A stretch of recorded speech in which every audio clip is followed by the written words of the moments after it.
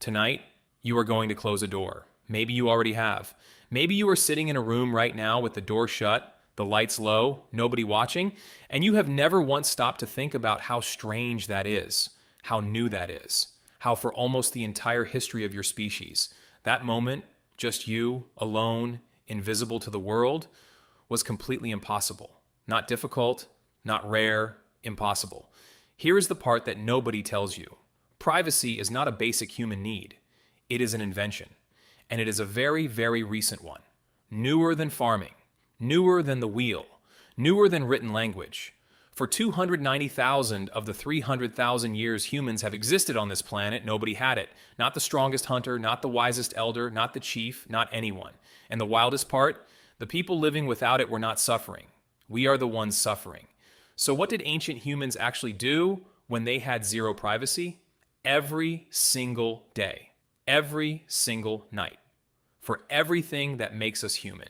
The answer is stranger and funnier and more relevant to your life right now than you are expecting.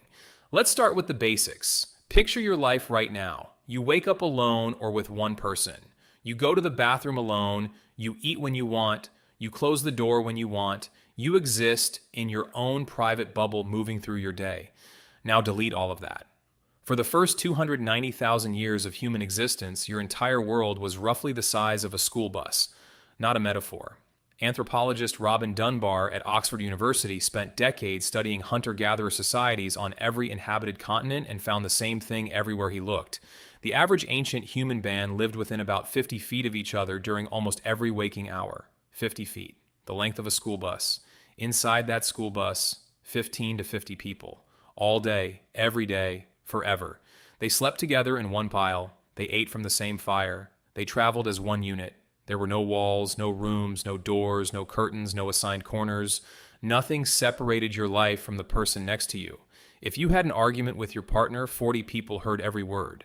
If you were sick, 40 people knew before you said anything. If you were in a bad mood and wanted to be left alone, congratulations, you were about 290,000 years too early for that option. And here is the thing that really gets you. This was not how poor people lived. This was not the unlucky ones at the bottom. The best hunters lived this way. The most respected elders lived this way. The leader of the group lived this way. Everyone. No exceptions. No one had more privacy than anyone else because the concept simply did not exist. So then the obvious question is, what did they actually do? Because humans have always been humans. People needed moments. Couples needed moments. People needed to argue without an audience. People needed to fall apart without 40 sets of eyes watching. So how did they handle it? They built privacy out of something that cost nothing. Agreement, not out of wood, not out of stone, out of a shared understanding between every person in the group about what they would and would not acknowledge. It sounds simple. It was actually one of the most sophisticated social systems ever created by human beings. Anthropologist David Sampson at the University of Toronto spent years studying the Hadza people of Tanzania, one of the last remaining hunter-gatherer groups whose way of life most closely mirrors how ancient humans actually lived. What he found was three behaviors so consistent across every group he studied that they functioned like unwritten laws that everyone knew without ever being told. The first was timing.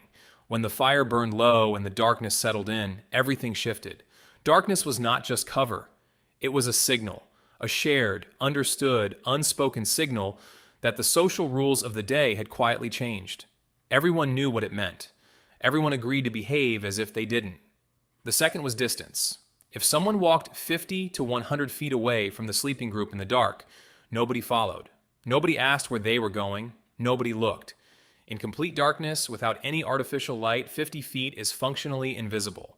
Walking away was the ancient human version of closing a door. And just like closing a door, everyone understood what it meant and respected it without a single word needing to be spoken. The third was the most impressive of all, collective silence. Not the silence of people who don't know what is happening, the silence of people who have all silently agreed not to acknowledge what they know. You saw nothing, you heard nothing, you will say nothing. This was the rule. It applied to everyone. It protected everyone. Anthropologist Colin Turnbull, who lived with the Mbuti people of Central Africa for years, documented this in remarkable detail.